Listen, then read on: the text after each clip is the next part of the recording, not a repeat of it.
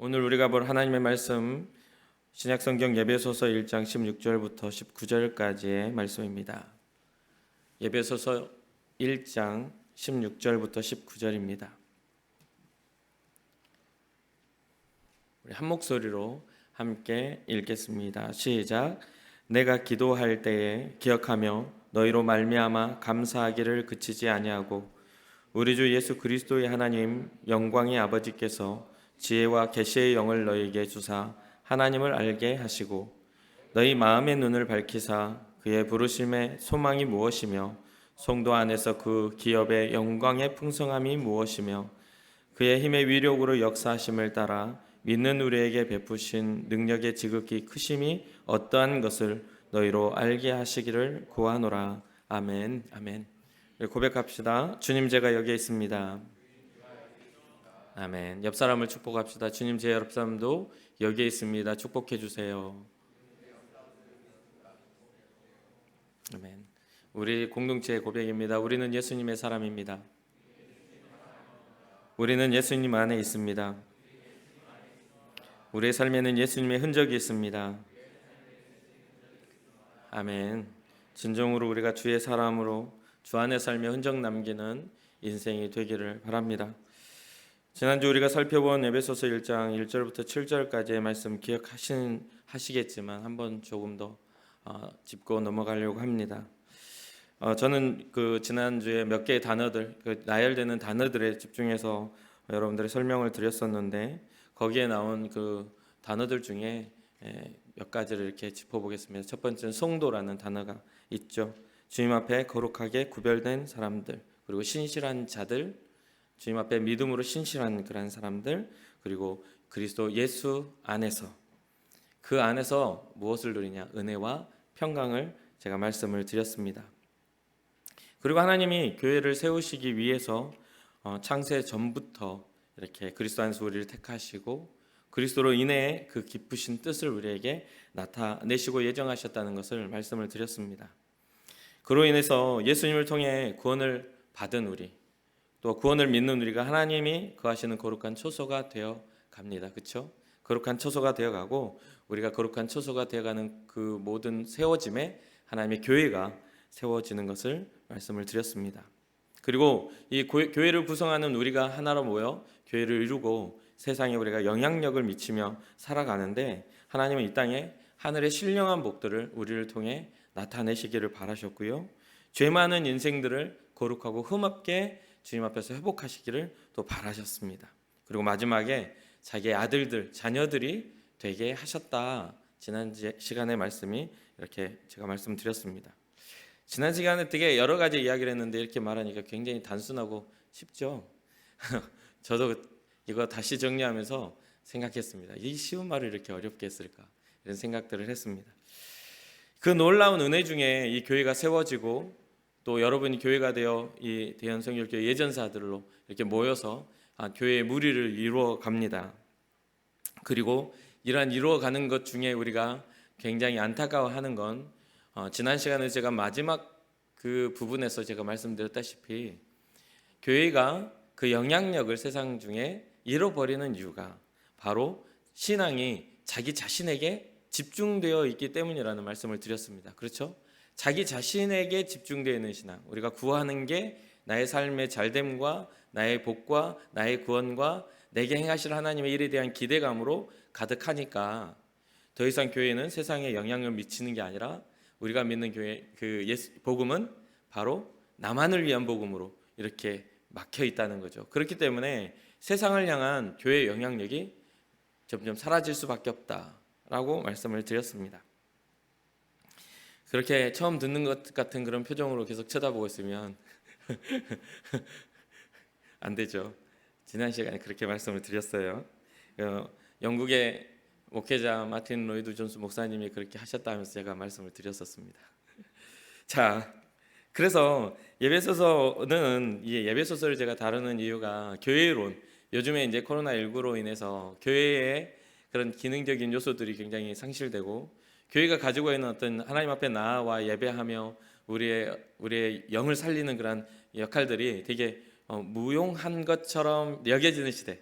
이제 집에서 온라인 예배를 드리고 이렇게 하는 것도 당연하게 하나의 방법처럼 돼서 이게 하나의 진리인 것 마냥 받아들이는 이 시대에 우리 주님이 십자가를 지시고 이 땅에 교회를 세우실 때 성소와 지성소를 가르고 있는 그 휘장이 찢어짐으로 하나님과 우리가 직접 나아갈 그런 길을 열어주신 것을 우리는 잘 알고 있음에도 불구하고 또 이 땅의 교회가 수천 년, 2000년이 지나는 동안에 이렇게 세워졌던 교회가 무너지지 않았었음에도 불구하고 오늘날 새로운 문화와 새로운 이 코로나라는 그런 사태 앞에 우리가 이제껏 하나님 앞에 지켜왔던 우리의 예배의 모양과 우리의 예배의 모습들을 좀 바꾸려고 하는 그런 의지들이 많이 생기는 것 같아요.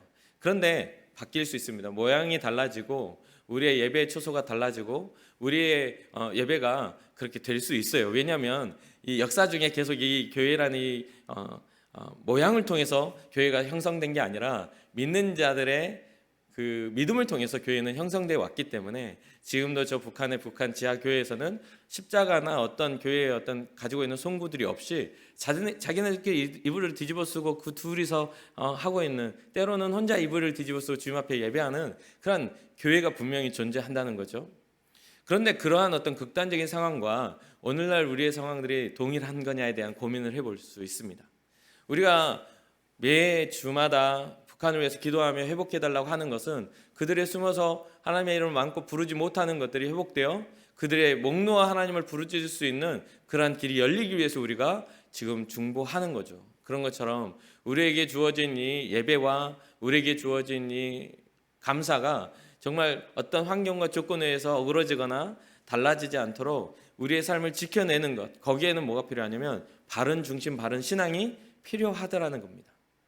그렇기 때문에 이 에베소서를 통해서 바울이 이야기하고 있는 교회는 무엇인가, 또 오늘 말씀을 통해서 바울이 우리를 향하여 어떤 중보의 기도를 하고 있는가, 에베소 교인들에게 중보하고 있지만 이 중보가 우리에게 어떤 영향을 미치는가 고민해 볼 수 있는 시간이 되기를 바랍니다. 바울은 에베소서 1장부터 3장까지의 부분을 통해서 예수 그리스도를 통해서 세워진 이 교회의 본질에 대해서 이야기를 합니다. 이 배경에는 바울이 옥중에 갇혀 있으면서 이 로마의 옥중에 갇혀 있는 상태에서 이 에베소서에 있는 이방인 성도들을 향해 이 편지를 쓰고 있는 상황이죠. 자유한 자가 아니라 갇혀 있는 자가 그리스도 안에 있는 교회를 말하며 자유함을 이야기하고 있습니다. 이렇게 갇히게 된 그 배경에도 바울은 자기의 동족들에 의해서 이 바울이 고발을 당하게 되고 갇히게 되죠. 바울이 하나님 아버지와 아들 예수 그리스도 그리고 성령의 역사를 통해 이 구원되기까지 하나님의 그 놀라운 그 역사와 능력들이 있다는 것을, 하나님의 계획이고 하나님의 성취라는 것을 이 8절부터 오늘 중보기도 이전에 이 사이에 이야기하고 있습니다. 그 안에서 표현되는 그런 말들 중에 그리스도 안에서, 제가 강조하죠, 그 안에서 그리스도로 말미암아, 이런 이야기들을 통해 구원이 어디로부터 비롯되는 것임을 분명하게 밝히고 있습니다. 바로 예수 그리스도 안에서 구원은 이루어지고 교회의 시작 또한 교회가 교회됨 마저도 예수 그리스도로 말미암아 교회될 수 있다고 말하고 있죠. 그렇다면 우리 안에 예수 그리스도가 있는지를 살펴볼 때에 내가 정말 이 교회에 합당한 교회인인가를 생각할 수 있겠죠. 신앙의 공동체, 우리가 믿음의 공동체로 이 안에 있다면 우리 안에 예수 그리스도가 있는지를 점검할 수 있는 믿음의 눈이 열려져야 합니다. 오늘 바울의 중보기도의 저변에는 교회 교리의 핵심을 가진 자들이 살아가는 그 삶의 이야기들을 통해서 교회 예수 그리스도를 소유한 자들이 살아가는 그 에베소 교회를 향하여 지금 중보를 하고 있는 겁니다. 불신앙자들이 아니라 정말 힘겨운 투쟁을 하고 있는, 믿음의 투쟁을 하고 있는 그 이방인으로서 하나님의 놀라운 은혜를 경험하고 정말 핍박의 상황에서도 포기하지 않는 믿음의 사람들. 그래서 16절 보니까 내가 기도할 때 기억하며 너희로 말미암아 감사하기를 그치지 아니하고, 이렇게 말하죠. 너희로 인하여 감사하기를 그치지 않았다. 그 이전은 뭐냐면 믿음의 투쟁하는 모습들을, 이 소문을 듣는다는 거죠. 소문을 들었어요. 그래서 그것을 보면서 바울이 감사함으로 기도하고 있는 것을 보게 됩니다. 이 에베소 지역은요, 세계 7대 불가사의라고 일컬어지는, 오늘날의 세계 7대 불가사의로 일컬어지는 아데미 신전이 있는 곳입니다. 아데미 신전. 기원전 6세기경에 리디아 왕 크로이소스 때 착공되어져서 120년 동안이나 지어진 곳입니다. 이 아데미 신전이 건축되는데 120년을 지었어요. 그래서 그렇게 해서 완공이 됐는데, 그리스의 역사가 헤로도투스가 이집트 피라미드에 비해도 손색이 없는 걸작이라고 말할 정도로 정말 세계 불가사의 중 하나의 그런 건축물이죠. 이 신전에 세워졌을 때, 이 신전이 세워지고 이 에베소 지역에 있는 이 아데미 신전을 통해서 일어난 우상의 숭배는 굉장히 이 에베소 지역의 문화와 그러한 어떤 그들의 생각들을 장악하는 굉장한 큰 영향력을 가졌던 우상이기도 합니다. 이 신전을 통해 행해졌던 제사는요, 환락과 쾌락 또한 성적인 행위로서 이게 진행되었기 때문에 이 신전을 통해서 이 에베소 지역의 문화와 또한 물질의 흐름이 형성될 만큼 굉장히 영향력을 가졌던 그런 통로이기도 합니다. 사도행전 19장 23절부터 이렇게 보면요, 바울이 복음을 전함으로 이 에베소서 지역에 가서 복음을 전함으로 소동이 일어납니다. 그 중심에, 그 에베소 지역의 중심에서 소동이 막 일어나요. 이때에 데메드리오라는 사람이 이 사도행전 19장에 등장을 하는데요, 이 사람은 은장색이라고 해서 은으로 우상을 만드는 사람입니다. 근데 그 우상이 어떤 우상이죠? 아데미 신상을 만들어서 파는 사람이에요. 하나의 그게 또 물질의 어떤 경제 흐름이라고 말했죠. 그렇게 해서 굉장히 많은 수익을 얻는 사람인데, 돈을 많이 버는 사람이에요. 그런데 바울이 전하는 복음에 뭐라고 하냐면, 손으로 만드는 것은 신이 아니라, 손으로 만드는 건 신이 아니다, 이렇게 말하면서 복음을 전하는데 복음의 능력이 나타나고 악한 영이 물러가고 병든 자들이 일어나는 그런 희귀한 일들이 나타나죠. 그러니까 이 상황에 이제 사람들이 바울의 복음을 듣고 변화되니까 생업에 어려움이 왔습니다. 그때의 사도행전 19장 26절에 보면 이 데메드리오가 하는 말이 있어요. 이 바울이 에베소뿐 아니라 거의 전 아시아를 통하여 수많은 사람을 권유하여 말하되 사람의 손으로 만든 것들은 신이 아니라 하니 이는 그대들도 보고 들은 것이라 하면서 에베소 지역의 사람들에게 막 소리를 지릅니다. 그리고 그들을 선동하죠. 그렇게 선동하니까 그들이, 이 에베소 지역의 사람들은 이미 거기에 익숙해져 있고 거기에 빠져 있었던 사람들이기 때문에 거기에 설득당하여 소리를 지릅니다. 여기 성경에 보면요, 크다 에베소 사람의 아데미여 하면서 막 소리를 지르며 소동이 일어납니다. 그렇게 해서 쭉 더 지나가다 보니까 어느 정도 광기 어린 모습을 보이게 되냐면, 이 아데미 여신을 부르짖는 소리가 2시간 동안이나 부르짖습니다. 이 사람들이 광기 어리게 막 부르짖어요. 그럴 정도로 아데미 여신을 섬기는 그런 우상의 일들이 만연해져 있는 이 지역에 에베소 교인들이 살아가고 있는 상황입니다. 신앙생활을 하는 에베소서의 기독교인들에게 지금 바울은 중보를 하고 있다 말하며 중보의 내용을 적고 있는 것이죠. 이 중보를 하며 적는 이유가 뭘까요? 너희들 믿음의 경주를 달리고 그런 어려운 중에서도 믿음을 지키는 너희여, 끝까지 믿음을 지키라고 중보하고 있는 거죠. 그 끝까지 믿음을 지킬 수 있는 그 이유와 원인이 어디에 있겠습니까? 그건 바로 신앙에 있습니다. 환경과 조건이나 관계가 아니라 주를 믿는, 주의 복음을 믿는 그 믿음 안에 이길 힘이 있어요. 그래서 그것에 대해서 이야기를 합니다. 자, 17절부터 잠시 보면 17절 이렇게 말하죠. 우리 주 예수 그리스도의 하나님 영광의 아버지께서. 이게 바로 우리의 신앙의 아주 기본적인 것이 될 수밖에 없어요. 기본적이어야 합니다. 우리의 신앙에는요, 우리 주 예수 그리스도의 하나님에 대한 신앙이 있어야 됩니다. 거기서부터 출발해야 돼요. 우리의 감성에서 믿음이 출발하면 안 돼요. 우리의 인지에서 출발하면 안 돼요. 우리의 믿음의 근거는 하나님으로부터 출발되어야만 합니다. 그리고 그 하나님이 우리를 위하여 우리를 위하여 그 아들 예수 그리스도를 보내주신 그 구원의 이름 예수 그리스도를 통해 우리의 믿음은 시작되어야만 합니다. 그러면서 영광의 아버지께서 이렇게 이야기합니다. 그러면서 두 번째 뭐라고 합니까? 지혜와 계시의 영을 주사 하나님을 알게 하시고. 자, 예, 지혜와 계시의 영을 이전에 원천이 하나님이어야만 한다라고 제가 말씀 방금 드렸죠. 거기에는 히브리서 12장 9절을 보면 이런 이야기가 나와요. 모든 영의 아버지, 모든 영의 아버지, 모든 영을 가진 존재들의 아버지라고 이게 이야기하고요. 이사야서 9장 6절에는 이렇게 표현합니다. 전능하신 하나님, 영존하시는 아버지, 평강의 왕. 이 신앙이 이렇게 출발되는 거죠. 신에 대한, 하나님에 대한 그런 믿음으로. 그러면서 그런 분이 지혜와 계시의 영을 우리에게 주셔서 무엇을 알게 하여? 하나님을 알게 하신다. 하나님을 알게 하신다. 신앙의 시작은 바로 하나님을 아는 데서부터 신앙은 시작합니다.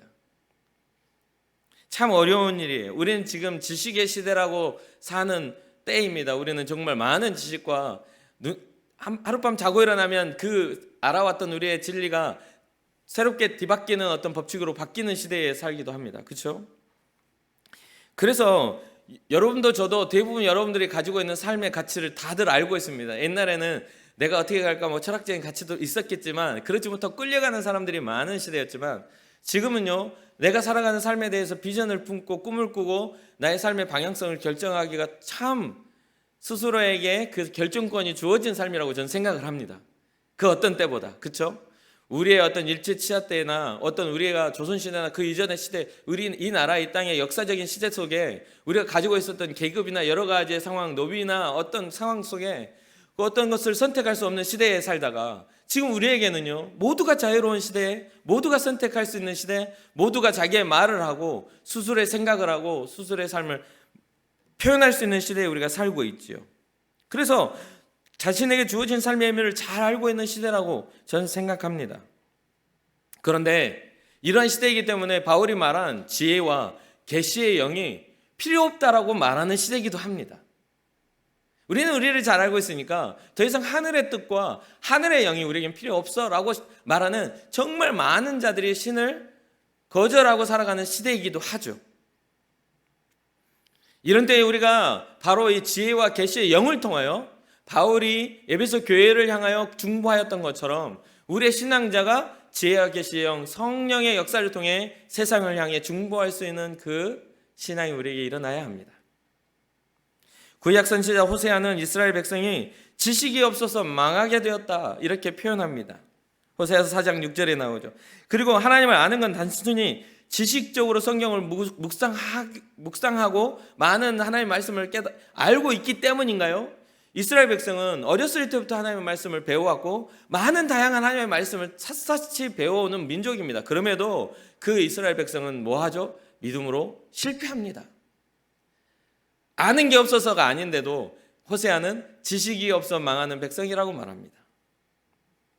단순히 지식적으로 성경을 외우고 또 많은 것들을 묵상하고 읽음으로써 믿음이 생겨나는가요? 그게 믿음이라 하나요? 아니요. 그것이 우리의 마음에 역사하여 하나님의 나라, 하나님의 세계를 깨닫게 되고 하나님이 우리의 창조주이시고 우리의 삶의, 우리의 생명과 우리의 인생의 주권자이심을 깨달아 알 때에서야만 신앙은 시작합니다. 우리는 우리의 지식적인 알면서 신앙이 시작된다고 착각하지만 우리가 우리의 주권을 주님 앞에 이양하여 넘겨드릴 만큼 우리의 신앙이 온전해질 때야만 진짜 신앙이라고 말할 수가 있죠. 성경을 외우고 율법 중에 거했던 이스라엘 백성의 실패를 우리는 잘 보아야 합니다. 그들은 하나님을 떠나 죄악 중에 거하는 것을 쉽게 했던 민족이기도 합니다. 그렇기 때문에 바울이 말하고 있는 지혜와 계시의 영은 굉장히 우리에게 중요하고 필요합니다. 지혜와 계시의 영을 방금 전에 말씀드렸다시피 지혜와 계시의 영은요, 성경은 무엇이라 말하냐면 하나님의 거룩한 성령, 하나님의 영이시라고 말합니다. 이 성령의 역사는요, 우리에게 임하면 우리가 그 성령의 역사를 따라서 신앙생활을 하게 되면 굉장히 능동적이고 굉장히 우리의 삶에서 유의미한 변화를 일으키게 됩니다. 무의미하게 그냥 믿는 자의 그냥 모양으로 살아가는 게 아니라 우리의 시선과 우리의 해석과 우리가 살아가는 삶의 방식들을 바꾸시고 하나님의 나라를 바라보고 하나님의 나라를 소망할 수 있는 사람들을 우리의 인생을 바꿔가십니다. 유한하고 짧은 인생에서 영원하고 영광스러운 그런 삶으로서의 삶의 방향성을 바꾸게 되신다는 거죠. 더 나아가 18절과 19절을 함께 보겠습니다. 너희 마음의 눈을 밝히사 지혜와 계시의 영을 주셔서 하나님을 알게 하셔서 우리의 마음에 눈을 밝히사 그 부르심의 소망이 무엇이며 성도 안에서 그 기업의 영광의 풍성함이 무엇이며 그의 힘의 위력으로 역사하심을 따라 믿는 우리에게 베푸신 능력의 지극히 크심이 어떠한 것을 너희로 알게 하시기를 구하노라. 쭉 연결했어요. 그럼 여기에서 나오는 세 가지가 나오죠. 바울이 중점적으로 지금 구하고 있는 세 가지 뭡니까? 이 지혜와 계시의 영으로 인해서 우리의 마음의 눈을 밝혀져서 무엇을 깨달으라고요? 부르심에 대한 것을 깨달으라. 우리를 하나님께서 부르시는 그 부르심의 이유를 깨달으라는 거예요. 눈이 밝아짐으로 인해 우리 이 눈이라는 것은 우리의 육체적인 눈, 우리의 마음이라는 것은 우리의 심장이 뛰는 이 하트가 아니에요. 여기서 말하는 것은 우리가 느끼고 경험하고 감정적인 것과 모든 것들을 통찰하는 우리의 영적인 부분까지 통찰하는 그런 마음의 눈을 밝혀주셔서 영적인 세계가 있다라는 것을 믿으라는 거죠. 그것을 깨달으라는 거죠. 그 눈을 밝혀주셔서 알게 하시라는 거죠. 그래서 부르심에 대한 소망을 발견하라. 그러면 성경은 부르심에 대해서 어떻게 표현하고 있습니까? 로마서 1장 1절 바울이 뭐라고 이야기하냐면 예수 그리스도의 종 바울은 사도로 부르심을 받아 하나님의 복음을 위하여 택정함을 입었다 합니다. 주님이 부르셨는데 무엇에 대하여? 복음에 대해서 택정함을 입었다. 복음을 전하는 증거자로서 하나님은 불러주셨다 말합니다. 그리고 이 디모데전서 6장 12절에 보니까 이 부르심을 뭐라고 하냐면 믿음의 선한 싸움을 싸우라 영생을 취하라 이를 위하여 부르심을 받았고, 믿음의 선한 싸움을 싸우고 영생을 취하는 일을 위하여 우리를 불러주셨다는 것을 잊지 말아야 됩니다. 그리고 골로새 3장 15절을 보니까 그리스도의 평강이 너희 마음을 주장하게 하라 너희는 평강을 위하여 한 몸으로 부르심을 받았느니라. 우리 교회가 평안해야 하는 이유가 거기에 있습니다. 우리는 믿는 자예요. 예수 그리스도의 생명을 소유한 자들인데 우리 안에 불릴 듯 일어나거나 우리 안에 뭉게뭉게 구름이 이를 듯 일어나는 그런 모든 불신앙과 다툼과 시기와 또한 우리 안에 누군가에게 나의 잘못과 나의 불행을 전가하고 싶은 그런 마음들을 버려야 한다는 거죠. 누군가에게 나의 불행을 전가하고 싶은 그런 것들을 버려야 돼요. 그 일을 위하여 평안하게 하시기 위하여 우리 주님이 우리를 부르셨다는 겁니다. 어떻게 해요? 한 몸으로, 교회 공동체로. 또 계속해서 보면 베드로는 이렇게 이야기합니다. 악을 악으로, 욕을 욕으로 갚지 말고 도리어 복을 빌라. 이를 위하여 너희가 부르심을 받았으니 이는 복을 이어받게 하려 하심이라. 악을 악으로 갚지 말고 욕을 욕으로 갚지 말고 복을 빌어라. 악한 것은 악한 것을 대적하지 말고 욕하는 자들을 같이 욕하고 있지 말고 복을 빌어라. 이를 위하여 우리를 부르셨다 말합니다. 그러면서 부르심을 입은 사람들 너희들아 누구를 깊이 생각하라. 예수를 깊이 생각하라. 히브리서 3장 1절입니다. 그러므로 함께 하늘의 부르심을 받은 거룩한 형제들아 우리가 믿는 도리의 사도이시며 대제사장이신 예수를 깊이 생각하라. 사랑하는 청년 여러분, 우리를 부르시는 그 은혜 안에 바울은 지금 뭐라고 말하고 있어요? 부르심에 대한 소망을 발견하라 하잖아요.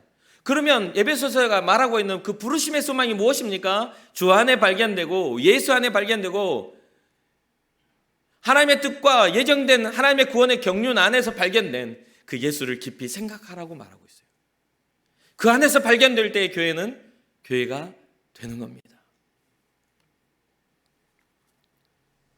사랑하는 청년 여러분, 우리에게 예수를 깊이 생각할 수 있는 지혜가 있기를 주님의 이름으로 축복합니다. 그러면서 또한 두 번째로 지혜와 계시의 영은 하나님의 기업의 풍성함이 무엇인지를 우리에게 알게 합니다.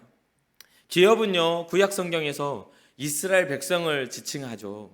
하나님의 기업하면 이스라엘 백성입니다. 레위기서 2장 26절을 보니까 너희는 나에게 거룩할지어다. 이는 나 여호와가 거룩하고 내가 또 너희를 나의 소유로 삼으려고 너희를 만민 중에서 구별하였습니다. 거룩한 소유로서 하나님의 기업이 된 이스라엘 백성에 대해서 이야기를 합니다. 시편 33편 12절을 보면 여호와를 자기 하나님으로 삼은 나라 곧 하나님의 기업으로 선택된 백성은 복이 있도다. 여호와를 자기 하나님으로 삼은 나라 곧 하나님의 기업으로 선택된 백성은 복이 있도다. 사랑하는 청년 여러분, 이제 우리가 하나님을 우리의 하나님으로 삼는 그러한 믿음의 일이 나타나기를 주님의 이름으로 축복합니다. 우리가 주님의 기업이 되기를 주님의 이름으로 축복합니다. 그래서 그런 구약시대 때 이야기했던 것들 신약으로 넘어오면서 어떠한 변화가 일어나냐면 신약에 와서는 하나님의 기업이 뭐로 지칭이 되냐면 교회로 변화됩니다. 이스라엘이 하나님의 백성, 하나님의 기업이었는데 신약에 와서는 주님의 백성이 어떻게 되죠? 확장합니다. 이 에베소서는 유대인들과 이방인들의 어떤 그런 분쟁 속에서 유대인의 하나님인데 어떤 이방인이 구원을 받을 수 있겠는가? 이런 이야기 속에서 그것을 변론하는 이야기이기도 합니다. 유대인이나 헬라인이나 유대인이나 이방인이나 그리스도는 다 구주시라. 이것을 지금 증명하는 이야기이기도 합니다. 고린도서 1장 12절에서 14절을 보면 우리로 하여금 빛 가운데서 성도의 기업의 부분을 얻기에 합당하게 하신 아버지께 감사하게 하시기를 원하노라. 그가 우리를 흑암의 권세에서 건져내사 그의 사랑의 아들의 나라로 옮기셨으니 그 아들 안에서 우리가 속량 곧 죄사함을 얻었도다. 교회로 이 죄사함을 받고 하나님의 나라, 하나님의 백성이 되는 그런 과정들을 이야기합니다. 그의 사랑의 아들의 나라로 옮기셨으니 그의 사랑의 아들의 나라로 우리를 옮기셨다는 거예요. 무엇으로? 그 죄사함과 속량을 통하여. 하나님의 기업의 풍성함이 그 아들을 통해서 우리에게 확증되었다라고 말하고 있어요. 그렇기 때문에 이 바울은 지금 이방인 성도들에게 하는 말이 그렇습니다. 그 기업의 풍성함이 무엇인지 깨달아 알으라. 유대인들만 자기들의 하나님이라고 말하고 있지만 아니란다. 이제 예수 그리스도로 인하여 하나님의 나라는 모두의 소유가 되었다. 그 기업의 풍성함을 깨달아 알아라 말하고 있습니다. 마지막 세 번째로 하나님이 구원을 베푸신 그 능력이 얼마나 큰지를 지혜와 계시의 영을 통해 깨달으라 말합니다. 그렇게 알게 되기를 위해서 구하고 있는 거죠. 지금 하나님께 구하고 있어요. 이게 기도입니다. 자, 그의 힘의 위력으로 역사하심을 따라 믿는 우리에게 베푸신 능력의 지극히 크심이 어떠한 것을 너희로 알게 하시기를 구하노라. 19절에 이렇게 기록하고 있는 거예요. 그 능력의 크심이 어떠한 것인지를 너희가 알기를 원한다. 그렇게 되기를 하나님 앞에 구하고 있다. 사랑하는 청년 여러분, 그 부르심의 소망이 무엇인지를 알고 그 기업의 풍성함이 무엇인지를 또 알고 그 안에서 우리를 부르신 그 하나님의 능력이 얼마나 우리에게 그것을 이루기까지 크게 역사하고 계신지를 깨달아 아는 일에 바울은 지금 구하고 있어요. 우리의 인생에 있어서 우리의 신앙에 있어서도 이 세 가지의 능력들을 알아야 되지 않겠습니까? 과연 우리 스스로에게 우리의 마음의 눈이 밝혀져서 이 세 가지를 알고 있는지를 우리는 질문해 보아야만 합니다. 나를 향하신 하나님의 부르심의 소망은 무엇인가를 질문해야 합니다. 그것을 발견해야 합니다. 하나님, 나를 향하신 하나님의 부르심의 소망이 무엇입니까? 하나님의 영광스러운 기업의 풍성함이 내 삶에 어떻게 나타나고 있는지를 깨달아 알아야 합니다. 하나님, 나의 삶이 움직이는 교회로서 하나님의 거룩한 백성으로서 세상에 나아가 주님의 기업의 풍성함을 전할 수 있는 그런 삶을 살고 있는지, 하나님 제 자신의 삶에 일하시고 역사하시는 그 능력들이 세상에 흘러가기를 원합니다. 기독교인의 그리스도인의 증거들이 나를 통해 세상에 주님의 그 기업의 풍성함이 흘러가기를 원합니다. 그런 질문들을 또한 기도를 우리가 해야 될 줄 믿습니다. 마지막으로 하나님의 힘의 위력의 그 능력의 역사하심이 우리를 어떻게 이끌어가고 우리에게 베푸신 그 크신 능력이 무엇인지를 깨달아 알게 하옵소서. 그래서 코로나19 여러 가지 상황, 직장의 상황, 학교의 상황, 누군가의 만남과 친구와 뭔가 엮여있는 관계의 상황 속에서 우리가 그것과 하나님의 은혜와 선택을 해야 할 때 우리에게 더 중요한 게 무엇인지를 그 선택을 통해서 증명하고 드러내지 않겠습니까? 사랑하는 청년 여러분, 여러분들의 삶에 있어서 생명을 지켜내며 하나님의 말씀, 예수 그리스도를 통해 우리를 사랑하신 그 놀라운 능력을 지켜낼 수 있는 은혜와 또한 선택이 있기를 주님의 이름으로 축복합니다. 바울은 에베소 교회의 그 처한 현실 속에 또한 바울이 거의 이제 죽음의 때가 다가오고 그때가 또 기독교 박해의 시대, 최고의 박해의 시대였어요. 바울이 죽음의 때가. 그런 때가 다가올 때 수많은 곳곳에서 예수 믿는 자들이 고난을 당하고 있는 상황입니다. 아니, 평안하다 할지라도 그런 문화 속에 그런 엮여 있는 그 상황에서 절대로 평안할 수가 없는 상황이죠. 예수 믿는 것을 호의롭게 봐주지 않는 겁니다. 예수 안에 생명이 있다고 하면 정말 이단아 취급하고 오히려 신성모독이라 하면서 사람들이 도루들어 정말 지금 박해할 상황입니다. 그럼에도 불구하고 그 능력, 그 안에 발견된 생명을 지키라고 바울은 지금 중보하고 있죠. 그리고 편지를 통해 그렇게 기도하고 있으니 너희도 그러한 것들을 구하라. 부르심의 소망을 구하고 기업의 풍성함을 구하고 너희를 구원하시기 위해 하나님이 하신 그 놀라운 예수 그리스도의 능력의 그 놀라운 능력을 구하고 바라보라. 그리고 뭐하라? 하나님을 알아라. 지혜와 계시의 영을 통하여 하나님을 깊이 알아라. 예수를 깊이 생각하라. 지금 그것을 이야기하고 있습니다. 여러분과 저에게, 우리에게 정말 지혜의 계시의 영을 통해서 우리가 주님과 함께 살아가며 주님과 함께 인생을 바라보는 그 비전 속에 하나님이 함께 하시기를 위해 기도하는 여러분과 제가 되기를 주님의 이름으로 축복합니다. 주님은 우리의 삶을 구원하시기 위해 여러 가지의 하나님의 행하신 일들이 많아요. 그러나 그 모든 것들 가운데는 하나님의 놀라운 구원하심이 있어요. 우리에게 행하신 모든 일에는요, 우리를 살리시려고 하나님이 행하신 일들이 있어요. 우리를 구원하심. 그래서 제가 전에 말씀드렸죠. 하나님의 공의는 심판을 위함이 아니라 긍휼을 위함이라. 하나님의 공의는요, 하나님의 법은 심판을 위한 게 아니야. 긍휼을 위함이야. 하나님의 율법은 우리를 살리시려고, 인류를 살리시려고 주신 것이지, 그것을 해놓고 걸려 넘어져서 책망하시려고 주신 게 아니에요. 하나님의 백성을 삼으시려고, 자기의 소유를 삼으시려고, 정말 끊임없이 사랑하시려고, 하나님의 합당한 자녀로서의 삶을 회복하시려고 주신 거라는 거예요. 지키지 못하고 어렵다 생각한 사람들이 오히려 하나님을 원망하게 된 것이죠. 사랑하는 청년 여러분, 여러분들의 또 우리의 삶에 주신 그 사랑을 기억하고 깨달아 알아. 정말 하나님의 놀라운 그 은혜와 복을 누리는 하나님의 공의를 깨달아 아는 그런 믿음의 역사가 나타나길 소망합니다. 바울이 지금 말하고 있는 이 중보는요, 성도의 개인을 위한 중보를 하고 있어요. 너희가 너희를 부르시는 소망, 너희에게 행하시는 기업의 풍성함, 너를 살리기 위하여 하나님이 하신 그 놀라운 일들을 기억하기를 원하노라, 기도하노라 하고 있는 것입니다. 말씀을 생각하면서 여러분들 마음에 믿음의 작정을 하고 하나님 앞에 믿음의 결단이 일어나는 귀한 시간 되기를 주님의 이름으로 축복합니다.